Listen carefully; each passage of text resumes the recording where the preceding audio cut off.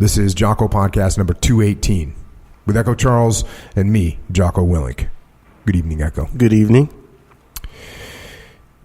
In the Marine Corps in Vietnam, first and second lieutenants made up about 65% of the Marine officers killed in action. Now, if you add captains, Marine Corps captains, 03s onto that, you get to about 85% of all Marine officers killed in Vietnam were in these relatively junior ranking officers. These were the platoon and company commanders. And if you go to 1968 was the year with the highest number of Americans killed in action in Vietnam. 16,899. That's over 1,400 per month. 1,400 per month killed in action. Now, to put that in perspective a little bit, during the heaviest fighting when I was in Iraq, which was in 2006, there was 823 Americans killed.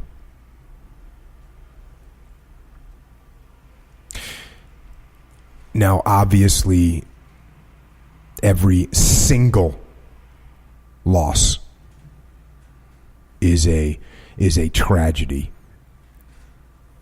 But during the Vietnam War, the tragedy was 20x that number. 20 times more people killed in 1968 in Vietnam than there were in Iraq in 2006. That is it's just a different level.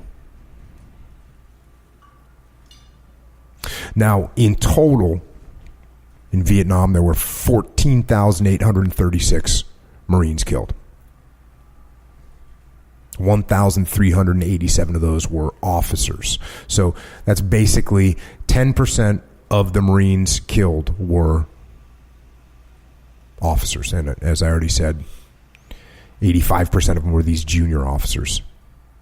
Now, if you just run that math out a little bit, there's generally around going to be one officer in an infantry platoon.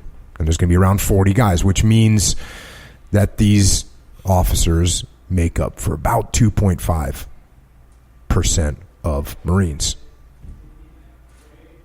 And then, again, just by my estimation, just some rough math, that means that these young Marine officers were about 4 times more likely to be killed than the enlisted guys. And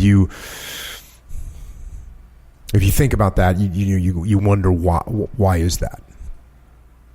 How's that happen? Well, from a tactical perspective, first of all, the enemy knows what I say all the time, and that is that leadership is the most important thing on the battlefield. And because of that, the enemy aims to kill the leaders. And then on top of that, Marine officers are trained to be the first one on the ground, the first one that's off the helicopter, the first one that's out of the vehicle, the first one in the combat situation, and then the last to leave, the last to load the helicopter, the last to get inside of an APC. So right there, your chances go up because you're in it longer. And that might only be an extra 30 seconds, but those moments when you're inserting, you're extracting from the battlefield, those are the most critically dangerous moments, usually. And then on top of all that, you add to the fact that as an officer, you generally lead from somewhere near the front of the patrol. Maybe you're behind the point man, maybe you're behind the point man and the first automatic weapons gunner. And since you're in the front of the patrol, well, that increases your exposure to booby traps. It increases your exposure to ambushes. And then, of course, on top of all those things, when the time comes, you actually have to lead. You actually have to step up. You actually have to make decisions. You actually have to get your men to maneuver on the battlefield. That's what your job is. And by the way, that job description is not just some theoretical job description. This is what the young Marine officers in Vietnam actually did. And here's an example of what a young Marine Corps officer did in Vietnam. The President of the United States of America takes pleasure in presenting the Silver Star to Second Lieutenant Charles Robert Eisenbach, United States Marine Corps, for conspicuous gallantry and intrepidity in action while serving as platoon commander with Company D, 1st Reconnaissance Battalion, 1st Marine Division, FMF, in connection with operations against the enemy in the Republic of Vietnam.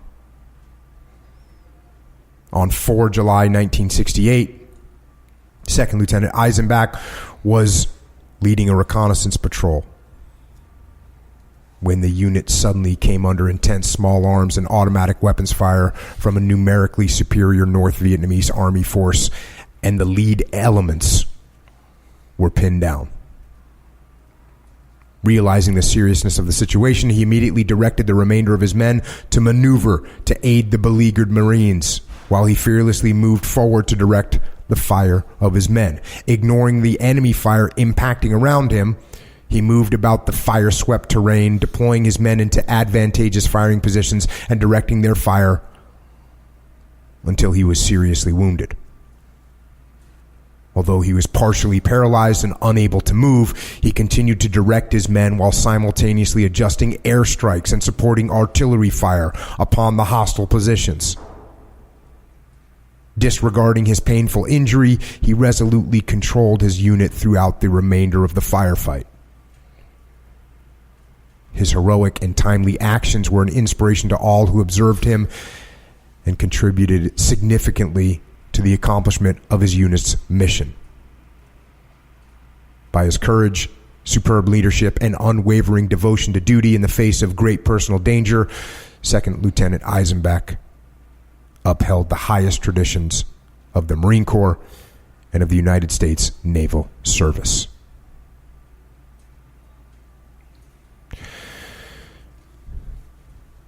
Now, when you hear an award write-up like that, you kind of have to ask yourself, who are these men? Where did these men come from? Where did they learn this level of courage and bravery? And where did they learn to lead? Well, it is an honor to say that today we have one of those men with us. As a matter of fact, we have that man, the man whose Silver Star citation I just read.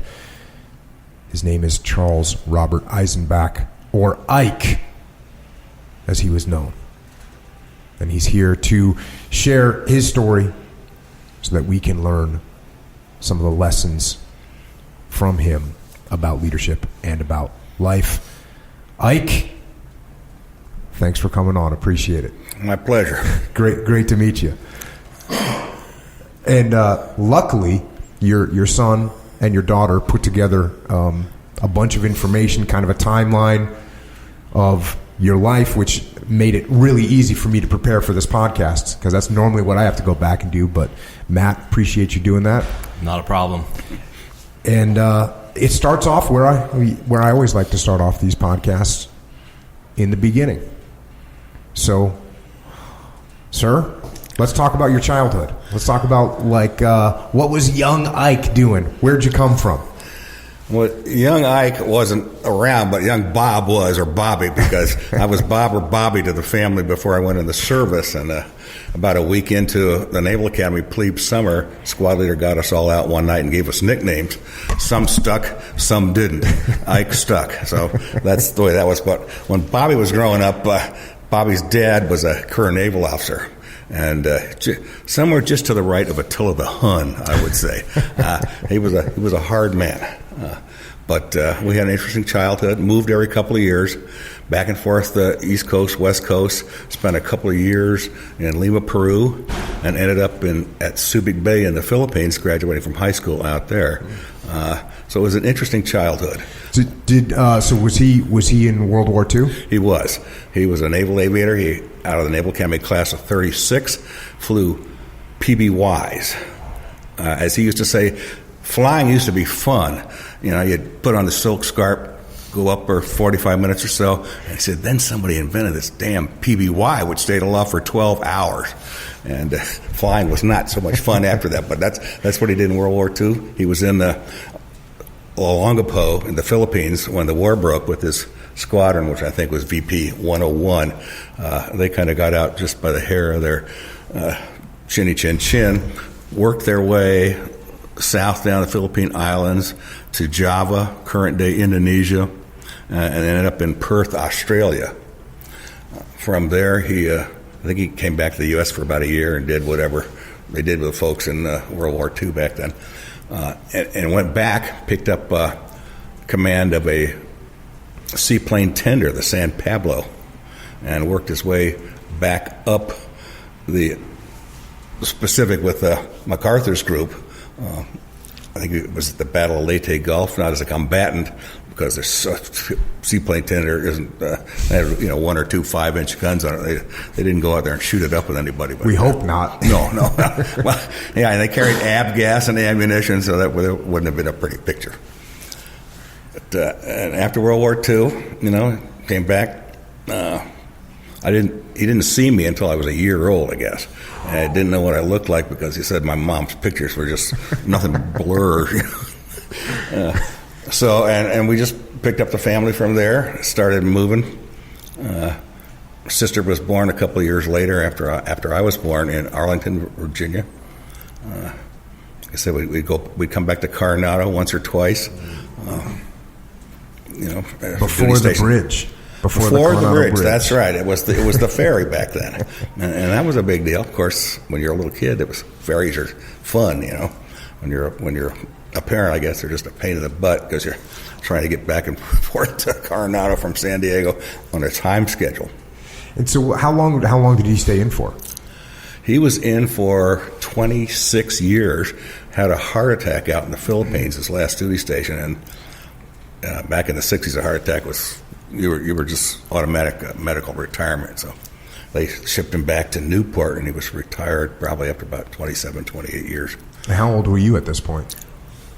I was in first year of college at the University of Utah when he had his heart attack. I went into the Naval Academy the following year. So when you were growing up, were you thinking about, obviously if you went to the University of Utah, did you want to go in the Navy at that point? Well, my dad, being my dad, he had prepped me for the Naval Academy. We had visited there when I was younger and everything like that.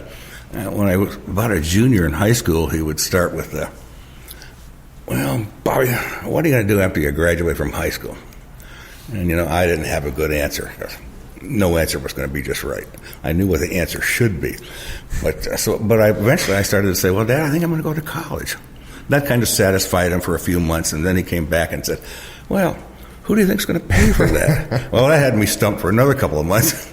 But finally, by the end of my junior year, I said, Dad, I think you're going to pay for it. And so that's kind of stopped that. So we get out to the Philippines, graduated from high school out there, had 17 in my graduating class, all-time high for George Dewey Senior High School. And I still, I wasn't going to go to the Naval Academy. That just wasn't in my scheme of things. So 3 of us got accepted to the University of Utah. I went to the University of Utah because it was the one school that accepted me out of high school. Not that I had bad grades or anything. I had decent grades and good recommendations, but that's just, the way things worked out in the early 60s. This was 62 when I graduated from high school. So 3 of us went off from my graduating class off to Salt Lake City and were enrolled as freshmen at the University of Utah. There was a get-together of all the freshmen.